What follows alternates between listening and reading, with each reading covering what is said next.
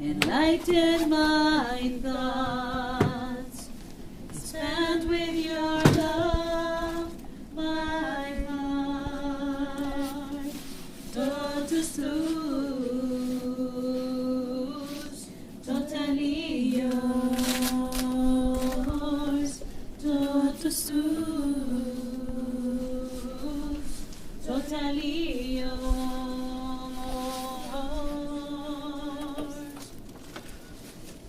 Possess my soul, take over my entire personality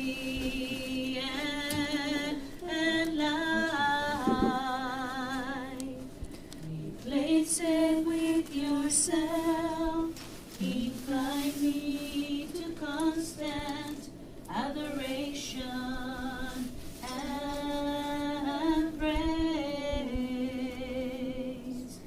Pray in me and through me, oh Mother. Let me live in you and keep me in this union of hearts, totally yours, totus tuus, totally yours, totus tuus.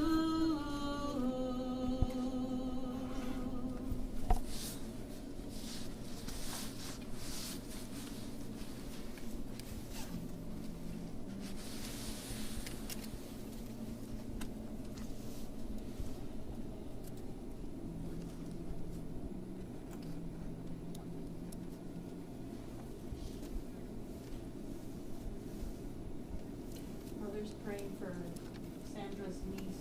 Is this good? Mother's praying for Sandra's niece that's sick in the hospital, very sick. So we'll all pray for her. Can you believe there's a Sister Evelyn? And Sister Anna. They are the servants of the pierced hearts of Jesus and Mary, and they have been given the custodial care of the relic of John Paul II.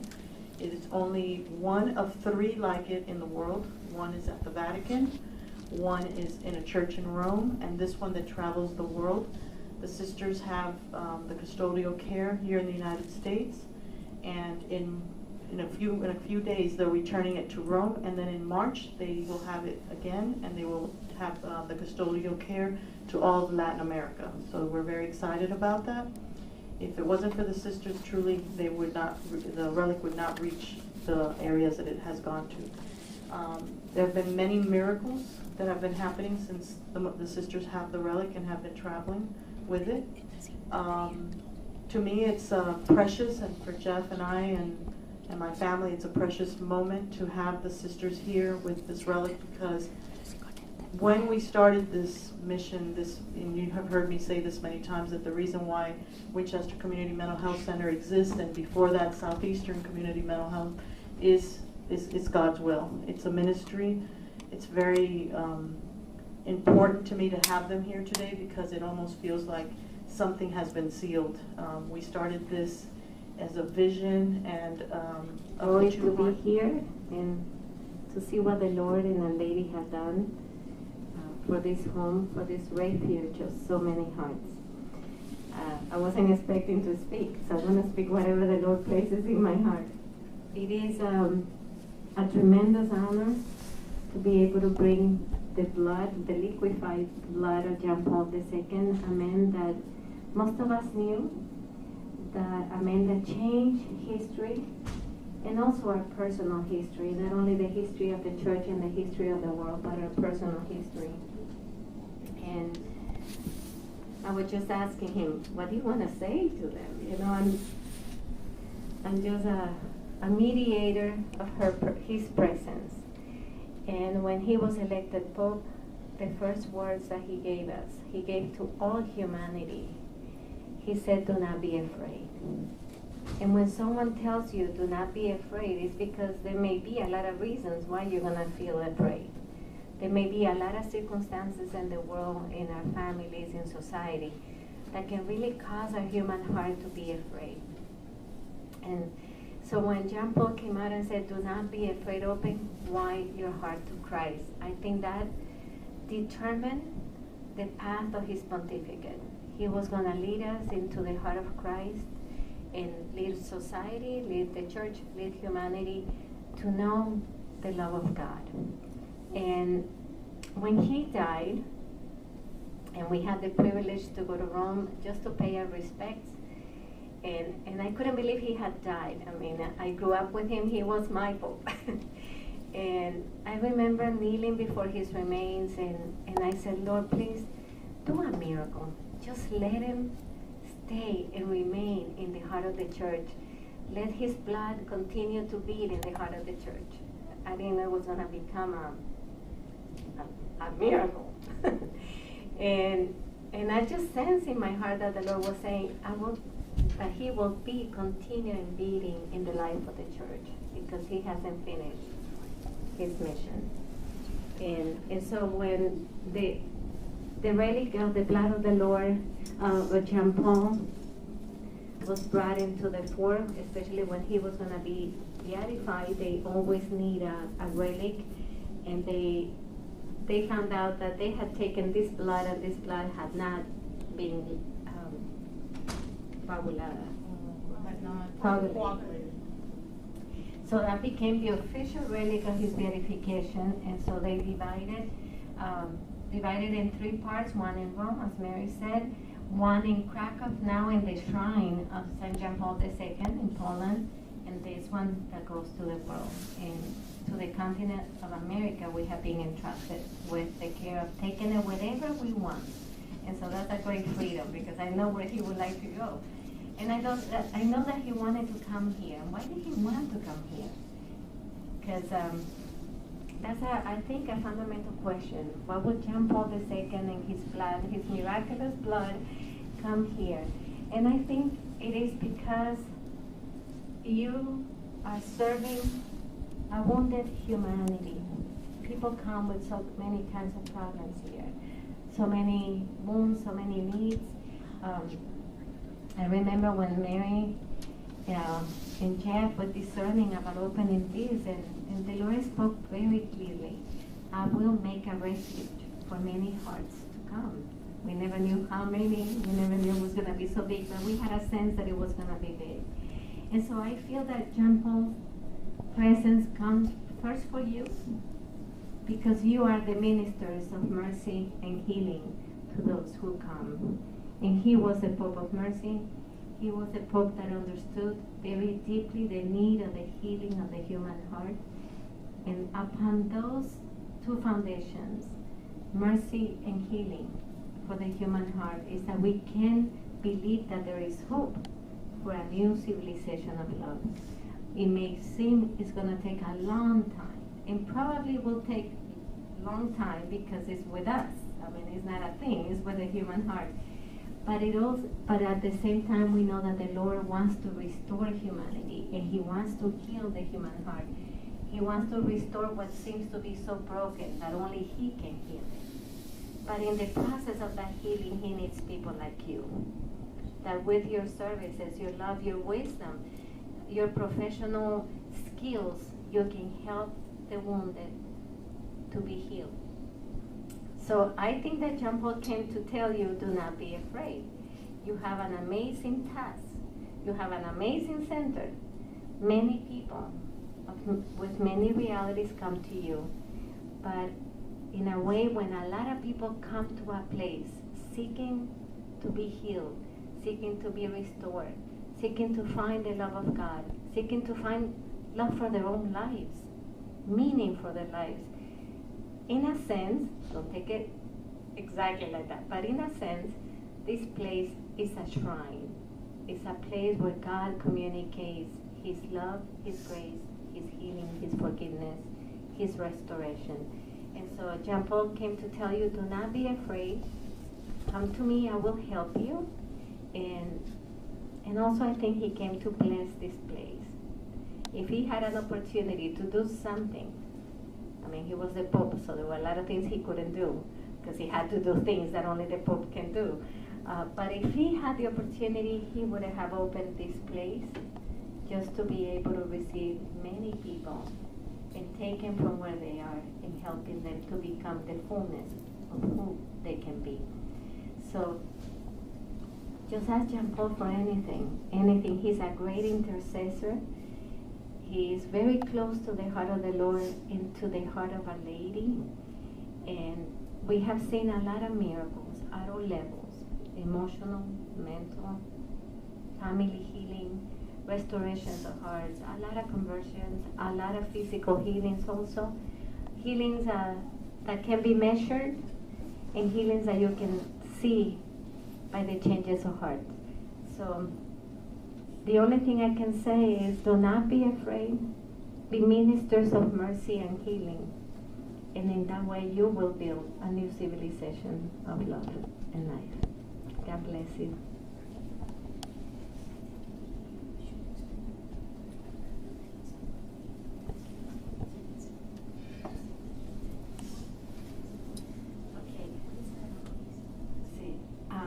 What is a relic?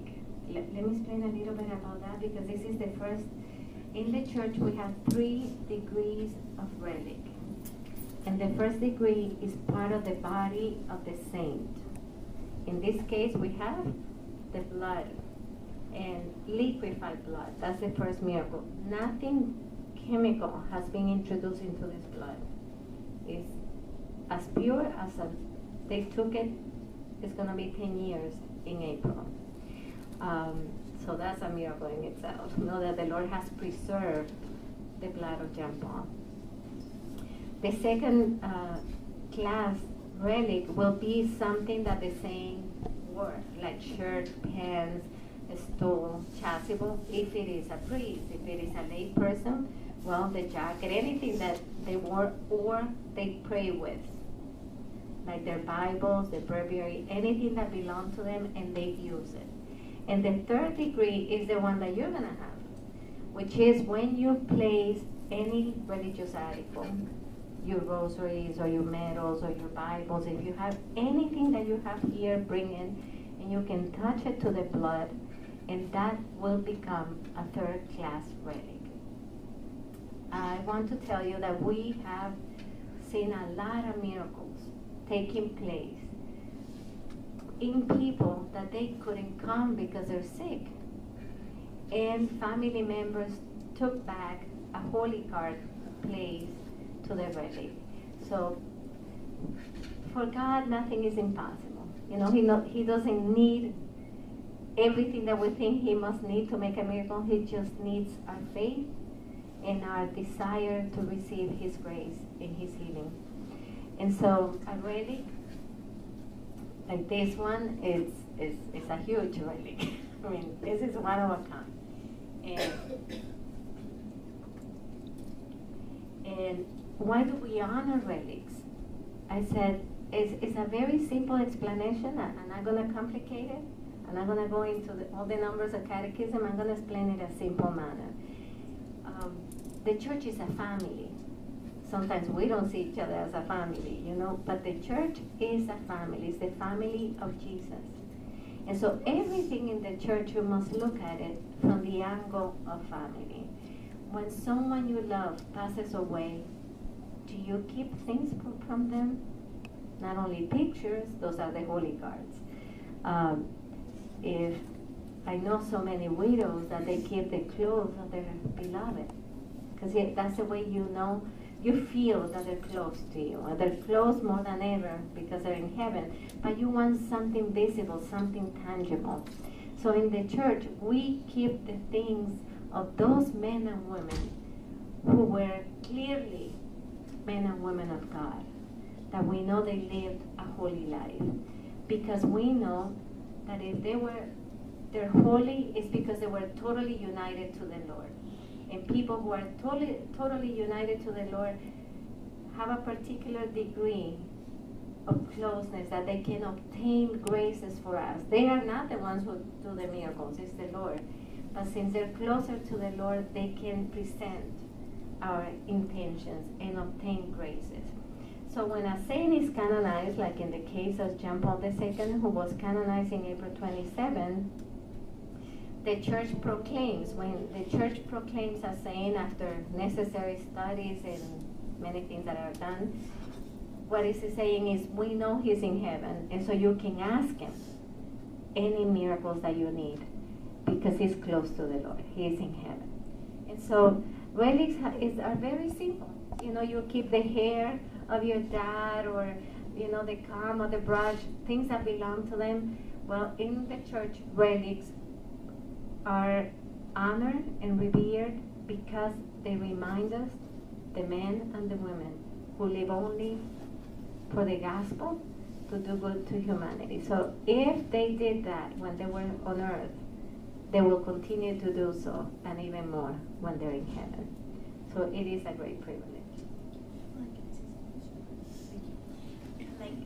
My name is Sister Hannah. I'd like to add something to the beautiful explanation Mother gave us, and to put it more into our daily lives. When you have a situation, you go to the members of your church and you say, would you kindly pray for this intention? My sister is sick, I have a test. And you ask for a person like you to pray. And you believe that he or she will pray for you, and that the Lord will work through many praying, like we're storm heaven with prayer, and we bring the miracle. So that is what happens with the saints. They don't do it. They're just our friends who we ask. So since they're closer to God, because they're not here with us anymore, we believe they're in heaven. The church has canonically said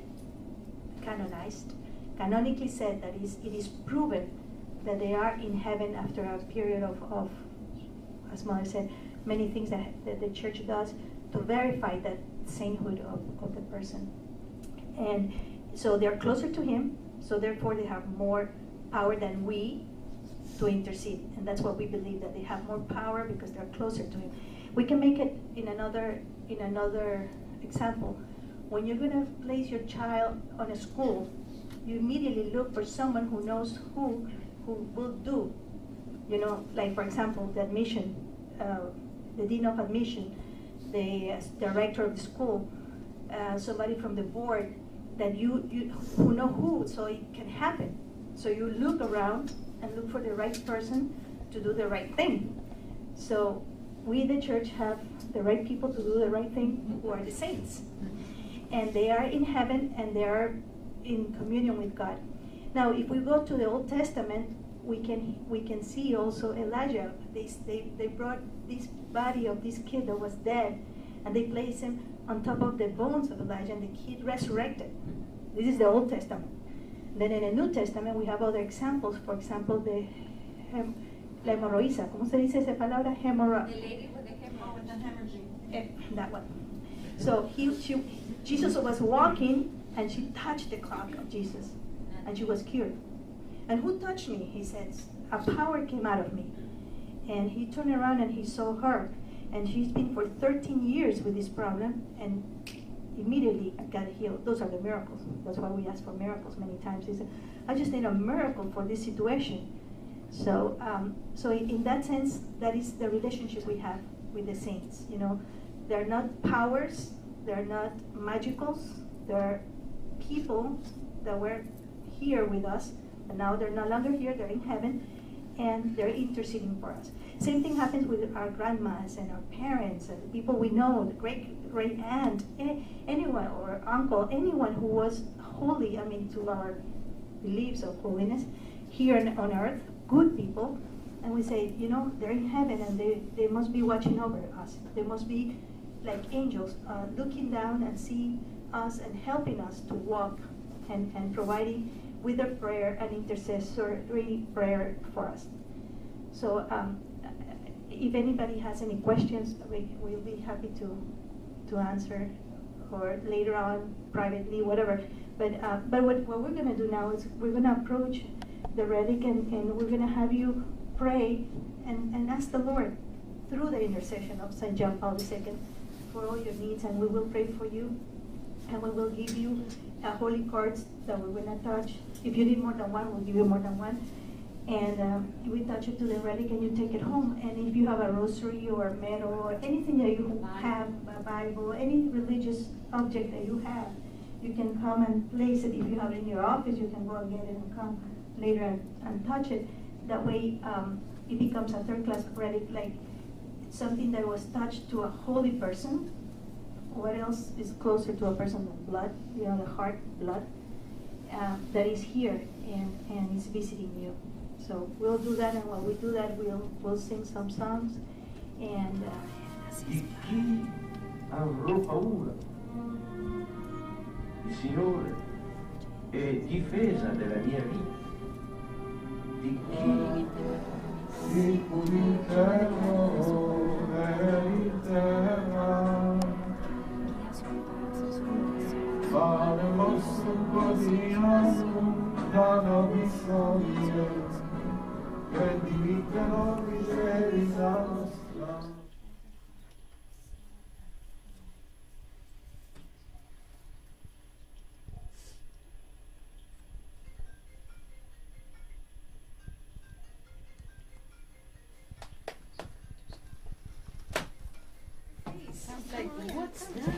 You have some special things, right, that you want to bless and stuff? So you want Jonathan.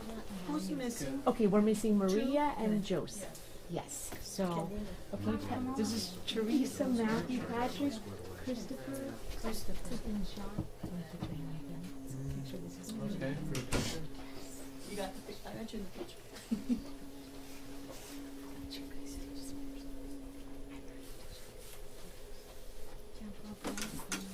Bless them from the house of their father. Bless these children, these young people, the youth were, and the children were one particular lover of your heart. You always said that you believe in the youth, that you hope in the youth. I ask you, John Paul, that they receive all the graces that they need to grow in wisdom and grace and maturity according to their age, and that they become a living sign, a living witness of hope to their friends. Jehovah, smile at them, obtain for them all that they need. Hail Mary, full of grace, The Lord is with thee. Blessed art thou amongst women, and blessed is the fruit of thy womb, Jesus. Holy Mary, Mother of God, pray for us sinners, now and at the hour of our death. Amen. Saint John Paul II, Pray for us.